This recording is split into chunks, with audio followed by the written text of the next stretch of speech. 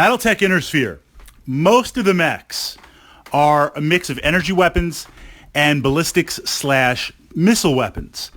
And then we have mechs that fit into one of two extremes. Some that are entirely ballistic, entirely dependent on ammunition, maybe a small laser to back things up, but 99% projectiles, ballistics, slugs, rockets, whatever. And then on the extreme other side, a lot of the Ost class mechs use pure energy weapons. Now, the narrative of Battletech, this is where things get interesting, because if you're coming into Battletech from a purely wargaming perspective, if you're coming into Battletech, say, from something like Warhammer 40,000, where it's all about the best units, it's all about what's the most efficient, it's all about a constant rotation of models that tend to favor some over the other, you just look what's really good and what works, and you take that. You can play that way in Battletech. We can be ruthlessly efficient, and that's what we're going to explore in a moment. But if you understand, why would I take this mech over that mech? Battletech is a narrative. Battletech is a vast universe where these mechs were made at different time periods under different conditions. Some might be ammo dependent rather than PPCs or lasers, simply because the tech base, or it was easier to manufacture an autocannon than it was the optics of a large laser, or the electronic controls of a PPC on there. So we have to take into account the narrative, and we have to take into account a mix of weapons in a variety of situations. But we're not playing the narrative right now. We're switching and looking purely competitive. Generally speaking, autocannons and long-range missiles will give you more of a reach on the tabletop. And tactically, if I can hit you before you hit me, that makes a lot of sense. That's a tremendous advantage. Maybe I can even hit you with the long-range missiles with indirect fire. And I'm a big fan of indirect fire when done correctly. But we also have to explore the fact that most battle mechs are close to the same speed, or most battle mechs, and I'm not talking about like the heaviest assault versus the fastest light, but when we look at the overlap of ranges and the ranges of a lot of these weapons, combined with the fact that many players play on a hex map, which is artificially limiting on there, you're really never out of range. And really that super quick one-punch long-range missiles autocannon, that's good for one or two turns. And then your opponent is going to be in range, unless, of course, you're on a bigger table on there. There's also the case, potentially, of damage output. A long-range missile pack, a short-range 6 missile pack, 26 pack on there, has the potential, I say potential because you have to see the clusters, you have to see the spread, has the potential to deal a lot more damage versus a laser. We also have, in terms of the Inner Sphere, the most powerful gun in the game, and already Fritz is like, yeah, I'm getting pumped, an autocannon 20. Yes, extreme short range. Yes, limited ammo supplies on there, but damage for damage, alpha for alpha, the AC-20 is out there. So those are the advantages of ranged weapons in terms of ballistics, autocannons, and missiles. The downside, of course, is twofold. Well, one, ammunition. And if you're playing, honestly, from my experience, putting that out there, playing a one-off game or a battle where you're going to head-to-head, even if you're playing with force withdrawal rules, I rarely run out of ammunition on there.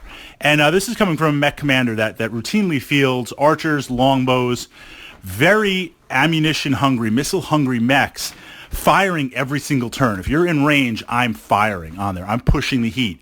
Very, very, very rare will I run dry on those.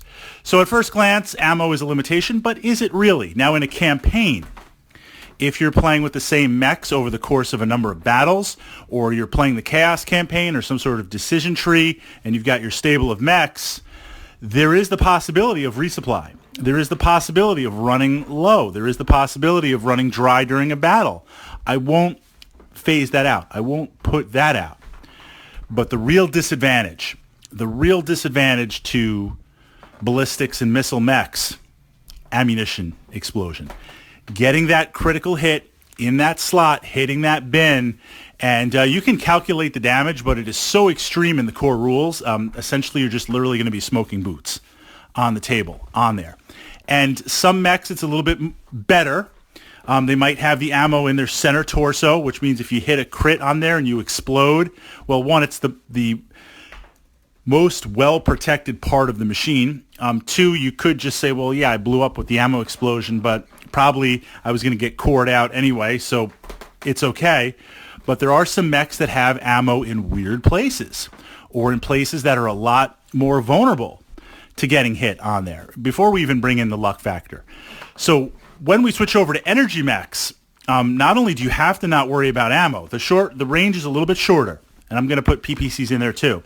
Even though they have a long range, they generate heat. If we look at the lasers, the large laser, the medium laser, the small laser, they have less range. They do less damage, but you don't have to worry about ammo. But most important, you don't have to worry about getting hit and having your ammo explode. That's huge. Staying power on that alone is huge, especially if the weapons are located in the torso locations. That turns them into what's called a zombie mech. The perfect example of this is the awesome mech. I love this mech. I play this mech anytime that I can on the tabletop. It's a beast, not only because of the sheer tonnage and the sheer armor. Yes, absolutely. It has more rear armor than some light mechs on their front, forward-facing, center, and left and right torso armor. It has redundancy. It's got the PPCs on there. It has the range. It has the damage. But being that two of the PPCs are in the left torso and the right torso, you can blow off its arm, and then its arms, and then it's this literal slab of armor on there that you have to crack through. And that thing is shooting the entire time. That thing is moving, running, and gunning the entire time.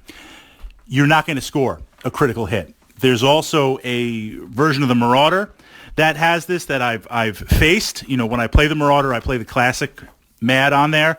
But that energy version is just a beast, because even when you breach the armor and go to the internals on the center or left torso, right torso, left torso, there's nothing there. There's no autocannon rounds. You're not getting lucky on anything. You got to put that machine down. So if you're looking for pure competitive, ditch the ammo, energy mechs all the way, 100% energy mechs, and they can have something in their arms, but it would be better for it to be in the torso locations on there, so when you get your arms blown off, you still have that sustained fire.